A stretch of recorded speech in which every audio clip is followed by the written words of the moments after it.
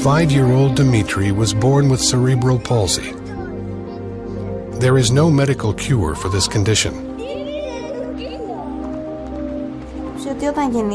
When Dmitry was born, the doctors told us he might never be able to walk, never be independent, that he would have, since this was a chronic disease, certain damage to his health that he might never recover from. We had not tried any alternative. Personally, I trusted nothing but the standard approaches. Until some people we trusted, because we knew them well, told us about Eric. We think of healing as getting up out of wheelchairs, vision returning, hearing returning, cancers disappearing, all sorts of things.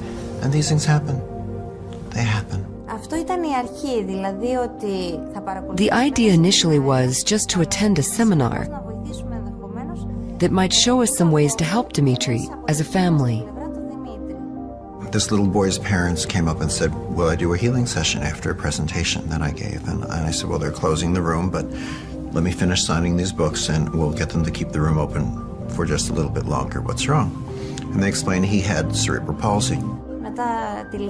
After the seminar was completed, they met for the first time, just for a short while, about 10 or 15 minutes. There's something in cerebral palsy that's very common where your feet, instead of your feet being able to be flat on the ground, the heel was up. So his heel would not be able to touch the ground. He was scheduled for surgery for that. He had to wear supports and braces. For him to be able to get up, he'd have to hold on to furniture or people's clothing. For him to be able to go down any steps at all, he'd have to sit down on the steps and push himself down a step at a time. And to go up, he'd have to crawl on his hands and knees.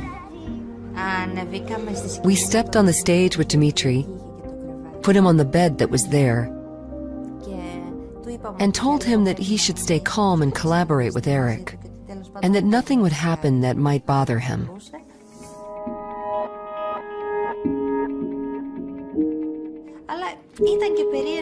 It was strange for us to think that this man was trying to heal him using his hands, and yet without actually touching him.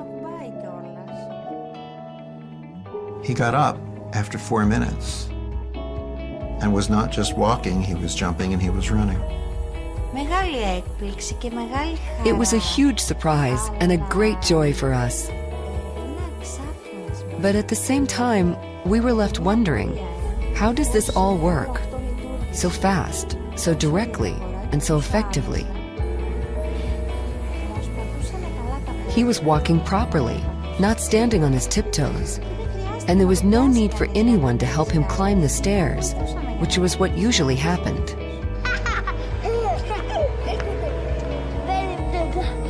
Other children may naturally walk up and down the stairs every day. But Dmitry was unable to do this, so accomplishing such things is very important for him. They brought him back down for another session. He had one hand that was closed. I didn't know. He looked at me in Greek. He said, look, I can open my hand. He was just 5. He said, it doesn't hurt anymore. He said, look, I can hold a glass and drink by myself. Now his fist is open. It is relaxed and cooperates with the left hand much better, which is very helpful. It's not closed into a fist, which bothered him a lot. And when he wants to give us a hug, he used to do it with only one hand. Now he gives a full hug and says, you see, I can do it. I'm a big boy now. Of course, his hand isn't fully functional yet, but together with the left hand, it works somehow, and he doesn't reject it. Perhaps the most fascinating aspect of reconnective healing is that it can be learned. Now, I didn't believe that this was something one can learn, I thought it was something only Eric was capable of doing. I didn't think I could acquire these skills too, and help you, my neighbor, my friend. But in the course of the program, right away we saw for ourselves that yes, you can indeed learn to help others. If you see the living example standing in front of your eyes, as we see our own child, then I think that yes, you believe it.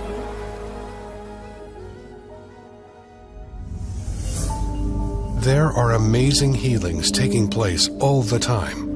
Yet, traditional allopathic medicine has no model or explanation for how these healings can occur. We don't understand how it is that even the simplest thing, like the healing from a wound that is so mundane that every child has experienced it, we don't have a full understanding of how that occurs. The answers may lie in the fundamental shift which is occurring in our understanding of our universe. Virtually every ancient culture and every native culture has thought of the universe as a unity, as a circle, and man is being central to that. And it was only with the discoveries of Isaac Newton and René Descartes that ripped us out of the fabric of our universe and created this clockwork model where mind is separate from body and that we are separate from each other. And that idea of separation is the foundation of Western thinking. Now, Newton described a very well-behaved universe of separate things operating in space and time according to fixed laws. The idea of the body as machine. The body is this well-behaved machine with the two engines of the body being the brain and the heart, and the whole central orchestra being conducted by DNA. That's the model we have. And we think of various processes being localized in certain parts of the body. What's wrong with that is just about everything. Body is completely decentralized. There is no central brain in a sense, and that the brain is closer to an antenna receiver. It's closer to a transducer of information, a receiver and a transmitter of information, but not the central repository of that information. In our conventional world of biochemistry and cellular biology, we focus on a Newtonian belief of a material world. Through the history of science, we focus on the mechanical reality and have let go of the concept of energy and fields as information in biology. That's the Newtonian perspective that says, focus on the matter, don't pay attention to the rest of the stuff. Except that we're now recognizing that the mind, which is an energetic field of thought, which you can read with EEG wires on your brain, or even more interesting is a new process called magnetoencephalograph called MEG.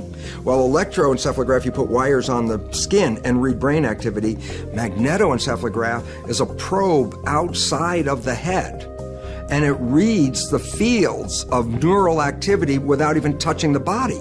So it basically says that when you're processing with your brain, you're broadcasting fields. 1875 to 1920 was this enormous growth of biochemistry, and it was then thought that chemistry is probably, we're a chemical machine. The answer is to put the right chemical in the body and you'll get better. To a point, that's correct, but it doesn't appear to be correct for chronic disease. It's correct in the short term. There was a major intellectual split going on at the time in physics, because the old Newtonian world, the clockwork universe, was going strong, and a few crackpots in Denmark, Germany, and to a lesser extent England, developed quantum physics and said that it doesn't work the way you said it works. It doesn't happen like that. And there were huge anomalies found in physics that could not be explained. And the upshot of this was that the old idea of a mechanical universe, where everything happens for a specific reason in its own way, had to be dropped. Quantum physics changed our perception of reality over 80 years ago. Surprisingly, this new viewpoint has yet to be incorporated into our current biology model. The main problem with the current biological model is that it's reductionist and mechanistic. That means First, it tries to explain everything in terms of little bits, generally molecules, because they're the smallest things in organisms. And secondly, it tries to treat the organism as a machine that works simply in terms of physics and chemistry. Chemical reaction in the body is supposed to be central, and the main reason it occurs, according to current theory, is through molecular collision, so that one molecule collides into another, and that's how they have this information, and how we have a cascade of chemical processes. Now, if you think of the usual cell, a cell is like a swimming pool, and molecules are like a couple of tennis balls in that swimming pool. And according to this theory, one tennis ball is supposed to find another tennis ball in this vast body of water and do so instantaneously. And that is supposed to account for all the millions of instantaneous activities that occur in our body at every second. And that's ludicrous. The existing control system of modern medicine is enzymes, hormones, not consciousness, not emotions, not body field. All that is there as your control system is enzymes and hormones. And we find this a bit inadequate to explain the whole majesty of human behavior and sickness and the whole darn thing. It's impossible. Today's medicine still works on the old paradigm of physics, which dates back to the time of Newton and the primacy of matter. Modern physics has long ago eliminated that paradigm and understands that it is not matter, but mind or spirit, which is primary. Though it isn't defined as spirit, but as energy fields, as intelligent energy fields.